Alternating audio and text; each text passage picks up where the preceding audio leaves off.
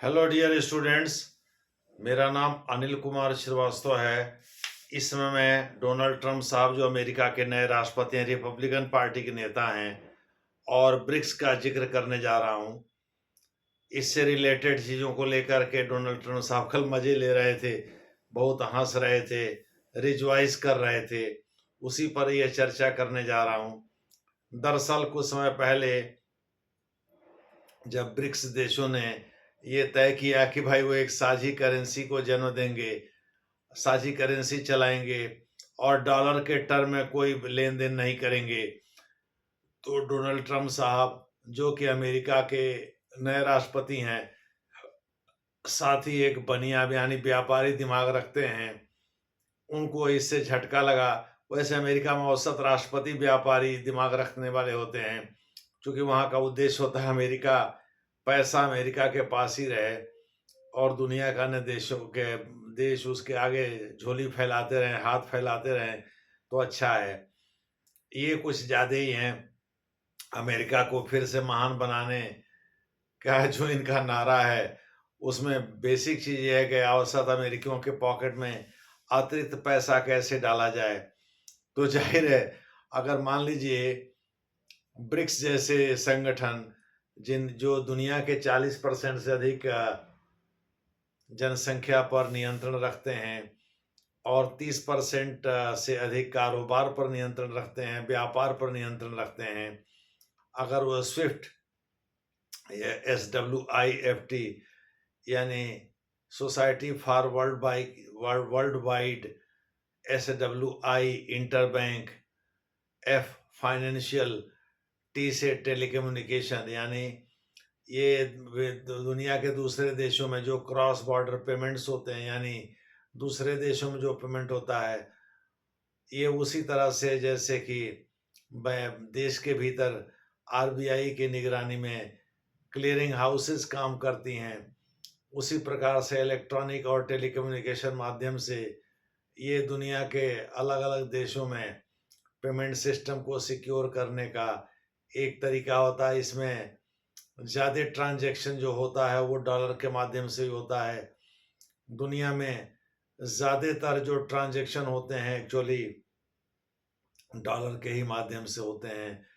कुछ संगठन तो प्योर डॉलर के माध्यम से ही करते हैं, कुछ उसमें घरेलू मुद्रा को भी घुसेड़ देते हैं। जैसे आसियान के 10 सदस्य देश हैं, वो 40% कारोबार अपना डॉलर में करते हैं, शेष अपना घरेलू मुद्रा के टर्म में भी कर सकते हैं।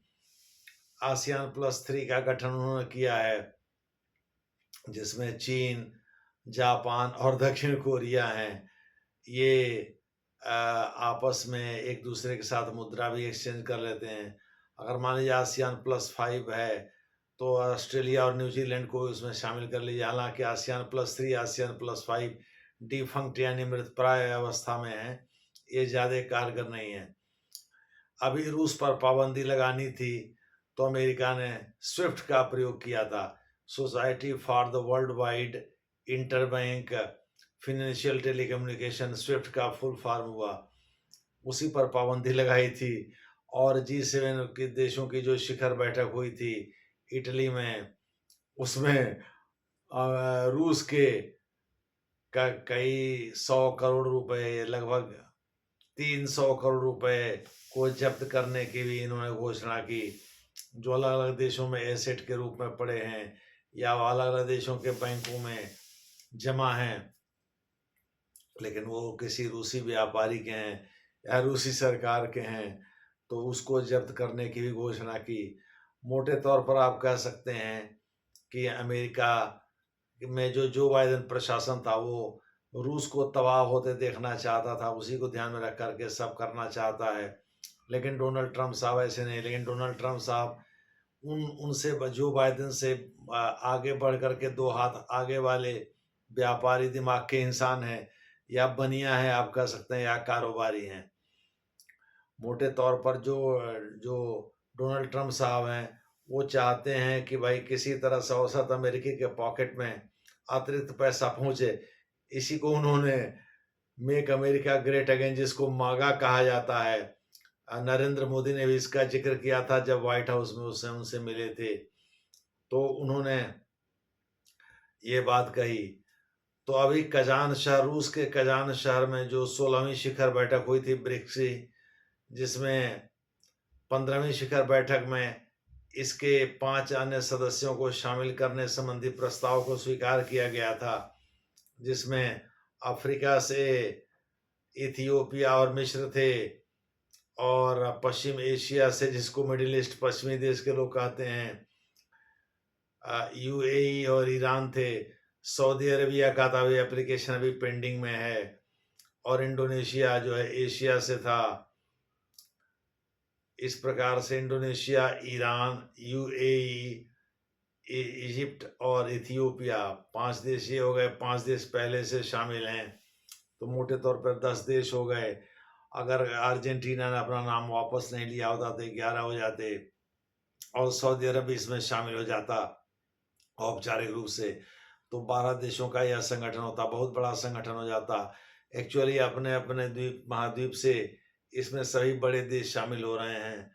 अकेले चीन और भारत की आबादी 325 करोड़ के करीब है, जो कि दुनिया के किसी भी समूह से ज़्यादा है। और रही बात आर्थिक मोर्चे की, तो G7 के बाद सबसे बड़ा अंतर सरकारी संगठन है ये, जिसमें कि विभिन्न देशों के लोग इसमें शामिल हैं। इंटर गवर्नमेंटल ऑर्गेनाइजेशन है ये, जिसमें विभिन्न देशों के लोग इसमें शामिल हो रहे हैं। बहरहाल डोनाल्ड ट्रंप साहब के मजे लेने का कारण क्या है?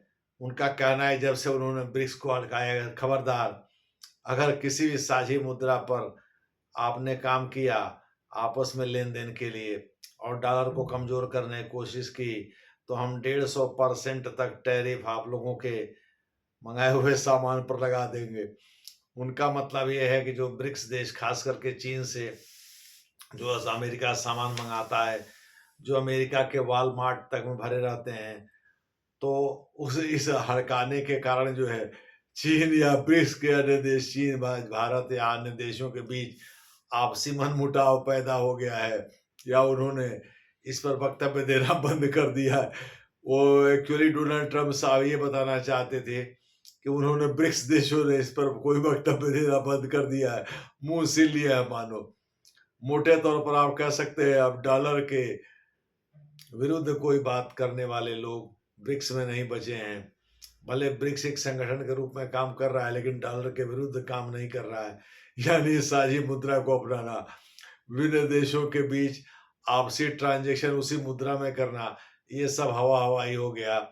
और अब वो डॉलर के टर्म में ही ये बातचीत करेंगे या डॉलर के टर्म में ही लेन देन करेंगे। उनके कहने का जो मतलब है वो यही है। मोटे तौर पर आप कह सकते हैं कि ब्रिक्स देशों को लेकर के डोनाल्ड ट्रंप साहब का मानना ये है कि जब से उन्होंने धमकी दिया है कि भाई हम 150% तक टैरिफ लगा देंगे आप लोगों के यहाँ से अमेरिका मंगाए गए सामान के ऊपर, तब से ये देश आपस में डरे हुए हैं और डॉलर के विरुद्ध बात नहीं करते। दूसरे शब्दों में 10 देश डॉलर के विरुद्ध कोई बातचीत करना बंद कर दिए। आप जानते हैं डोनाल्ड ट्रंप किस वैगरीज के, किस नेचर के इंसान है। दूसरे शब्दों में तुरक मिजाज इंसान है, विम्सिकल इंसान है, और वो उनके दिमाग में जो आता है वो उठपटांग जो भी चीज आता है सब बक देते हैं। तो इस प्रकार से उन्होंने ब्रिक्स देशों को लेकर के जो मजे लिए हैं, अब उसमें वो कहाँ तक सफल हो जाते हैं आने वाले समय में बताया जाएगा। ब्रिक्स के बारे में हम थोड़ा सा बता दें। ब्रिक्स देशों को ब्राजीलिया, ब्रिक्स में पहले शुरू में 4 ही देश थे। ब्राजीलिया घोषणा पत्र से इसका गठन 2006 में किया गया था। वर्ष 2001 में गोल्डमैन सैक्स के ब्रिटिश अर्थशास्त्री जुड़े हुए थे, जिनका नाम जिम ओ'नील था। उन्होंने बताया था कि ब्राज़ील, रशिया, इंडिया और चाइना की इकॉनमी पश्चिमी देशों की इकॉनमी को 2050 तक पीछे छोड़ देगी। इसीलिए उन्होंने ब्रिक की कल्पना की थी। बाद में ब्रिक का गठन हो भी गया 5 साल बाद, और इसकी पहली शिखर बैठक रूस में एकटर्नबर्ग में हुई थी, फोर्टालिजे में, जहाँ की एसेट संबंधी निर्माण के लिए एक फंड बनाने की बात चली, जिसमें चीन सबसे बड़ा कंट्रीब्यूटर था। वो फोर्टालिजा में हुआ। ये 6ठी शिखर बैठक थी। साथ ही उसमें न्यू डेवलपमेंट बैंक एनडीबी के गठन का भी प्रस्ताव किया गया, जिसका मुख्यालय पुडोंग शंघाई में है। और उसमें रीजनल मामलों में डायरेक्टर का काम, या रीजनल क्षेत्र में या रीजनल पहल करने के लिए दक्षिण अफ्रीका को इसके लिए डायरेक्टर बनाया गया है। साथ ही जो बोर्ड ऑफ गवर्नर जो मेन पॉलिसी डिसाइड करेंगे, उसका हेड रूस का कोई व्यक्ति होगा, जबकि पारिक साहब इस बैंक के पहले अध्यक्ष थे, जिन्होंने के बीच में ही रिजाइन कर दिया था। यानी भारत को इसका श्रेय मिला। तो फोर्टालिजा में इसका डिक्लेरेशन हुआ। अफ्रीका को क्षेत्रीय मामलों में प्रमुखता दी गई। बोर्ड ऑफ गवर्नर के मामले में रूस को कुछ मिला। चीन में इसका मुख्यालय है और भारत को पहला चेयर मिला बैंक का। तो इस प्रकार से हर देश, सदस्य देश को कुछ न कुछ हासिल हुआ। अब तो इनकी संख्या 10 हो गई है। अगर सऊदी अरब भी इसमें शामिल हो जाता है तो इसकी संख्या 11 हो जाएगी। और अगर अर्जेंटीना ने अपना नाम विड्रा नहीं किया होता, उसके नए राष्ट्रपति ने अपना नाम विड्रा नहीं किया होता, तो इसकी संख्या 12 हो जाती। जो भी है, मोटे तौर पर आप कह सकते हैं कि ब्रिक्स जो है ने एक प्रकार से अमेरिका को दहला तो दिया ही है। भाई बहुत बड़ा संगठन हो जाएगा ना, चूंकि G7 के बाद सबसे बड़ा अंतर सरकारी संगठन आर्थिक मामलों में हो जाएगा, कारोबारी मामलों में, व्यापार वगैरह के मामले में हो जाएगा।